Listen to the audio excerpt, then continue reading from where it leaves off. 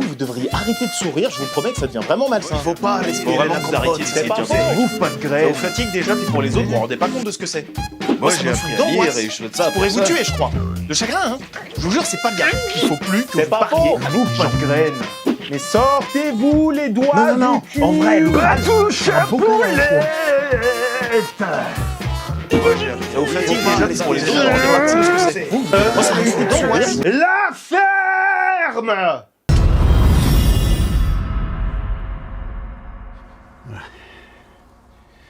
Démerdez-vous. Est-ce qu'il est en train de nous faire un copier-coller du 5e livre? Faut pas respirer la compote, ça fait tousser. C'est maintenant que tu veux faire ton point caméo? Quel moment t'as cru que c'était toi la star de cette chaîne? Est-ce qu'il va nous faire un copier-coller? Est-ce qu'il a vraiment une idée pour la suite? Est-ce qu'il va nous faire un remake de la série? Aujourd'hui, on va essayer de déterminer à quoi s'attendre de Kaamelott volet 2 partie 1. Je vous dis ce que j'en pense. Je suis l'un de ceux qui ont pas mal apprécié le premier volet. L'humour était pas trop gras, et l'esthétique était franchement soignée. Ce qui semble être le cas de ce volet 2, première partie, car il a tourné les deux parties en même temps. Ce qui fait que, en connaissant un peu le bonhomme, on se dit, bah oui, il sait ce qu'il fait. S'il a quelque chose à raconter en tournant deux films en même temps, 2h30 de chacun, on peut être tranquille là-dessus. Mais quoi raconter? Pendant la promotion de Kaamelott premier volet, il se vantait pas mal d'avoir acquéri cette Alexa, magnifique caméra de cinéma, ayant une zone de netteté extrêmement faible. Il semblerait qu'il ait souhaité réitérer l'exploit, car l'image a l'air assez similaire. On voit qu'il aime énormément travailler les paysages.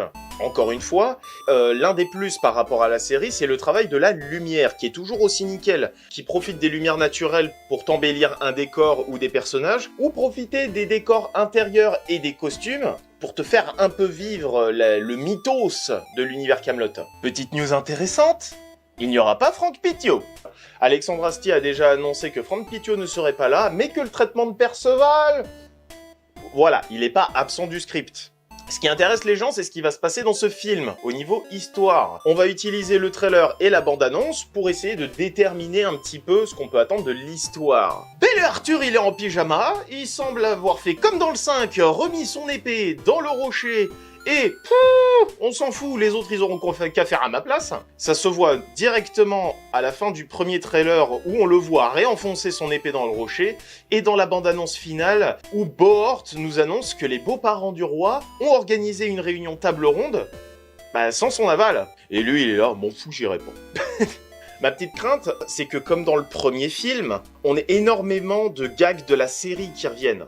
Le truc c'est que la série on l'apprécie en tant que série, si on veut le voir au cinéma, c'est pour tenter de nouveaux trucs. Et le recyclage de vannes, bon, on va dire que c'est pas vraiment ce qu'on a envie de voir. Au moins, de ce qu'on voit des bandes annonces, on a que ça. On a le retour d'énormément de membres du casting de la série, et de nouveaux, qui plus est. Et s'il y en a qui ont à se plaindre de l'absence de Franck Pitio, dans le premier volet, on n'avait pas Simon Astier. Là, il revient dans le 2, j'entends personne crier aux louanges. Ça semble être une partie du scénario du livre 5, Arthur qui refuse et qui abandonne son titre de séhir, et aussi un peu d'éléments du livre 6, à l'époque où Arthur avait demandé à Merlin d'aller voyager dans toute la Bretagne afin d'annoncer au futur chevalier qu'il devait accomplir une quête. Là, il semblerait que dans le film, tout le monde doit partir à l'aventure, aux quatre coins du monde, chercher des alliés, de nouveaux chevaliers, essayer de déterminer quels seront leurs futurs ennemis.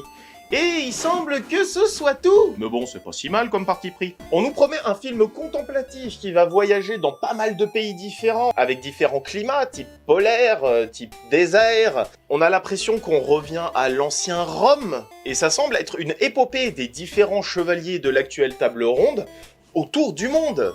Ce qui m'attire pas mal pour ce deuxième volet, contrairement au premier, c'est qu'il a l'air d'un peu plus assumer ces scènes à effets spéciaux numériques. On a tout un plan où on voit Lancelot voir le fantôme de son père, et Méléagant qui a l'air médusé, et je me dis c'est assez sympa.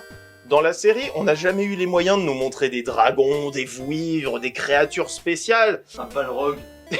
Donc on a l'air d'assumer un peu plus ça, de nous montrer un peu plus de créatures fantastiques, de nous montrer que cette version des mythes arthuriens possède un véritable bestiaire fantastique. Mais à part ça, je vais pas vous mentir, il n'y a pas grand chose à se mettre sous la dent. Il semblerait que Merlin est un rival, ou allié. Il semblerait que les beaux-parents du roi s'investissent énormément dans la reconquête de la Bretagne. Et on n'a pas de Reddit des Saxons. Ils sont passés où? On voit que Arthur et Guenièvre semblent être enfermés, en retraite, dans une nouvelle piole, et ils mettent énormément l'accent sur les lignes tracées sur le mur. Je sais pas si ce sont les jours durant lesquels quelqu'un s'est fait enfermer là-dedans, si ce sont eux, si c'est la chambre de Guenièvre quand elle était emprisonnée dans le château de Lancelot, aucune idée. Mais pour avoir la réponse à tout cela, j'irai voir le film et je vous donnerai mon avis quand il sortira. N'hésitez pas à vous abonner, partager, commenter. Prenez soin de vous et au cas où on se reverrait pas d'ici là, une bonne soirée et une excellente nuit. Ciao!